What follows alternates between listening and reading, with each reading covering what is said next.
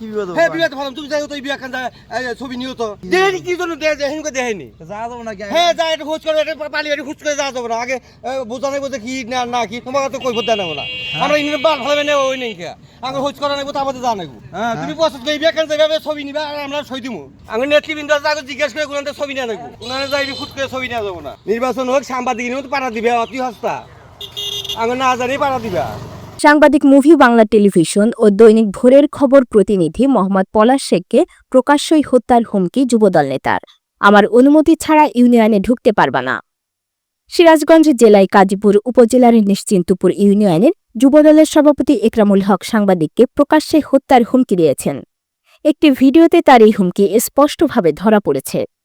একরামুল হক বলেন, আমার ইউনিয়নে ঢুকতে হইলে আমার অনুমতি লাগবে। অন্যায় করলে পারবা না, ন্যায় করলে পারবা।